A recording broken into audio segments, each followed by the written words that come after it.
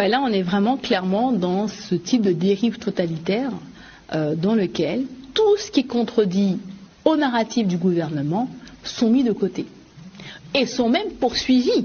Hein, on l'a vu, ou sont même chassés des plateaux de télévision, où il y a une vendetta qui se fait. On l'a vu avec le professeur Théron, d'ailleurs, qui était venu ici. Hein, une vendetta avec le professeur Didier Raoult, avec Louis Fouché, mais on le voit ici chez nous. On le voit ici chez nous, une répression féroce qui se fait par exemple avec les syndicats, avec les gens du collectif, avec des jeunes, toutes les personnes qui pourraient, vous éveiller, donc les lanceurs d'alerte. Donc moi ça me fait penser un petit peu, vous voyez, au film Matrix. Toutes les personnes qui pourraient être comme des Morpheus ou qui pourraient vous éveiller, tous ces lanceurs d'alerte, il faut les faire taire. Il faut les faire taire parce qu'il ne faut surtout pas que vous sortiez de votre hypnose. Vous êtes en fait, entre guillemets, sous manipulation, donc il ne faut surtout pas sortir de ça. Et qu'est-ce qui peut vous faire sortir de l'hypnose?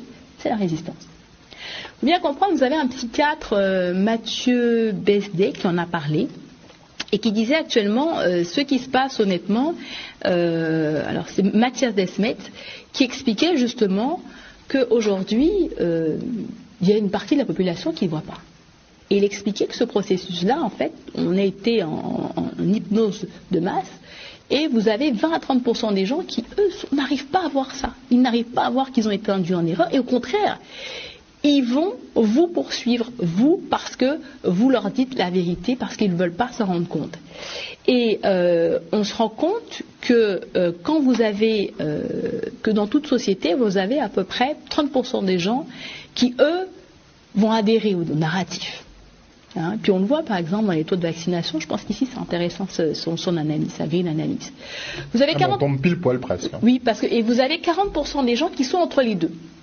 Ces gens-là sont malléables et ces gens-là, les 40%, c'est en fait c'est les pivots, c'est la clé. S'il y a une forte résistance, les 40% vont basculer du côté des résistants. Donc on n'arrivera pas dans l'hypnose de masse. Donc il expliquait, généralement vous avez les 30% de résistants. Donc si les 40% qui sont malléables, mais qui vont suivre parce que les humains sont conformistes, hein. S'ils voient qu'il y a une résistance, une alternative qui est là, qui tient, ils vont suivre. Donc que fait le pouvoir dominant? C'est un manipulateur. Il faut détruire les 30% de la résistance. Ou il faut faire en sorte qu'elle n'émerge même pas.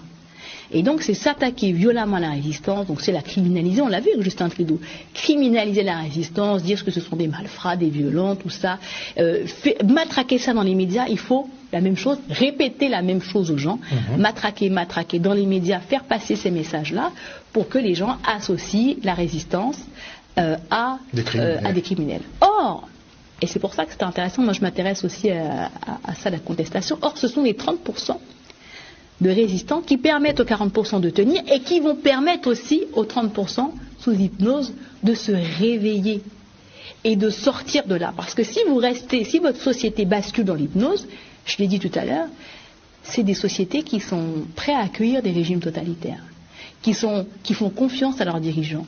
Et les dirigeants, du coup, c'est parfait pour eux ce type de société parce qu'ils peuvent manipuler, mentir. Et on le voit en un gouvernement qui passe son temps à mentir. On n'a jamais vu ça. Il passe son temps à mentir et les gens adhèrent.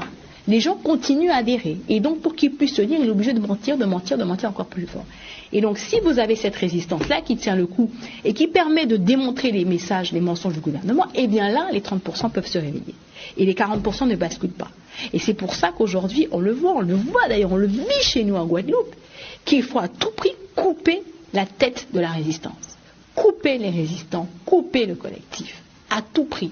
Parce qu'une fois que vous avez dit tout, alors toujours, je dis bien, avec cette grille d'analyse, hein, c'est une lecture que j'apporte avec les travaux de Mathias Desmet, vous avez une autre grille d'analyse, vous aurez un résultat différent. Mais avec cette grille d'analyse, ça nous permet de comprendre peut-être pourquoi le gouvernement est aussi répressif. Pourquoi on m'a envoyé autant de GIGN? Vous imaginez? Sur un tout petit territoire. GIGN, ça vient généralement quand il y a les actes de terroristes, ainsi de suite. Mais là, on a invité le GIGN. Donc ça veut dire qu'on ne veut pas que la résistance se fasse. Une volonté. Et c'est important de bien prendre conscience de ça, parce que vous voyez ce qui se passe au Canada? Ça a des répercussions. Aujourd'hui, avec les réseaux sociaux, ce qui se passe a des répercussions. Ce qui s'est passé en Guadeloupe, ça a des répercussions partout. Donc c'est pour ça qu'il faut faire taire le foyer en Guadeloupe pour pas que ça ait des répercussions en France. On l'a vu pendant l'LKP, il fallait faire taire aussi le LKP pour pas qu'en France, les gens se réveillent aussi. Donc ça permet aussi d'avoir un autre regard, quand vous changez de grille d'analyse, ça permet d'avoir un autre regard et de regarder finalement la résistance et les mouvements de résistance de façon différente en se disant, ah ben tiens, finalement, ces gens-là que bon, peut-être j'apprécie plus ou moins, ben tiens, ils sont en train finalement, ils m'aident à tenir, moi qui suis 40% ou moi qui suis dans l'hypnose de masse, ils m'aident à ne pas basculer vers un régime en fait de folie où, et ce que je ne souhaite pas pour notre pape, c'est qu'un jour on arrive, si on continue dans cet état d'hypnose de manipulation, où vous avez au Rwanda votre voisin Hutu qui a été massacré, sa famille tout de suite, parce que justement, il y avait la radio Mille Collines, qui était très célèbre pour lancer des messages haineux.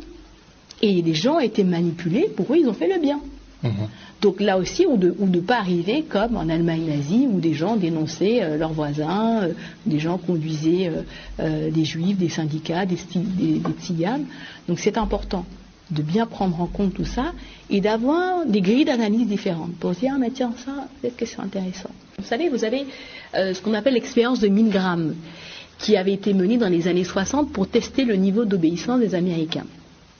Et dans cette expérience, elle est très intéressante parce que vous avez une phase, vous avez l'élève qui est un comédien, le professeur d'université qui est un comédien, et entre-temps, vous avez la personne qui, elle, pose des questions, et si l'élève donne une mauvaise réponse, elle doit donner des décharges.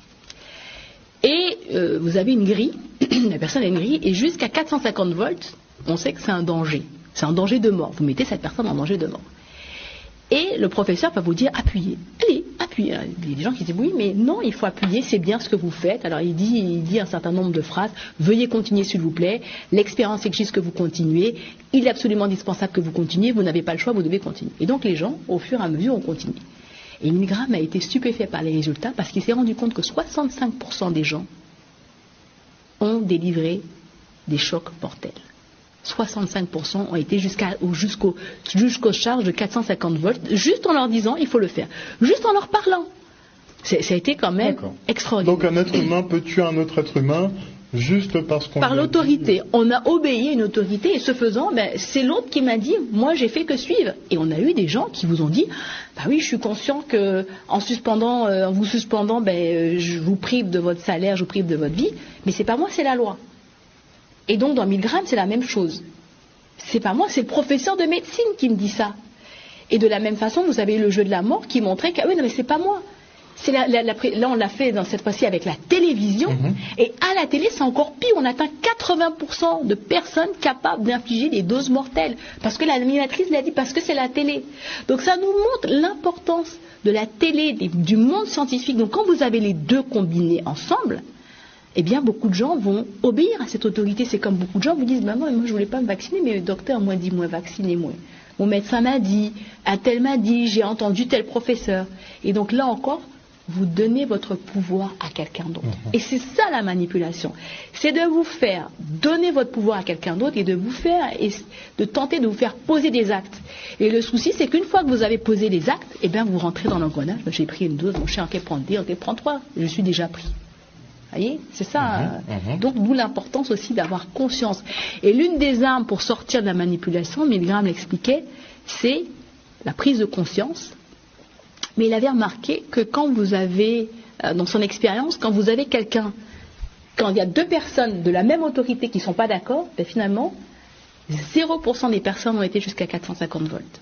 D'accord. Donc dès qu'il y a un conflit, donc d'où l'intérêt normalement des débats contradictoires, notamment dans la science, qui devaient avoir lieu, qui n'ont pas eu lieu, qui aurait permis effectivement que les gens ne rentrent pas donc dans cet engrenage. Et ce qui permet justement de questionner ça. Pourquoi il n'y a pas eu de débat contradictoire? Et Milgram a montré aussi que quand vous avez dans l'expérience des gens qui refusent, qui résistent, qui refusent, eh bien l'être humain est un être conformiste, lui il a l'habitude d'obéir. Donc s'il voit qu'il a un respect pour l'autorité, s'il voit que finalement il y a un mouvement de rébellion, eh bien il ne va pas le faire. Donc Milgram expliquait aussi que du coup pour convaincre au niveau de l'autorité, il faut convaincre le maximum de personnes. Si vous avez un groupe, une minorité qui commence à grossir, ben finalement plus personne ne voudra bien. Et on l'a vu dernièrement avec les défilés. Une fois que la masse, vous voyez, c'est toujours ça, une fois que la masse commence à changer, ou ce groupe de résistants grossit, eh bien là après vous ne pouvez plus dominer parce que les gens n'ont plus peur. C'est aussi ça quand vous êtes dans la résistance, c'est que vous n'avez plus peur.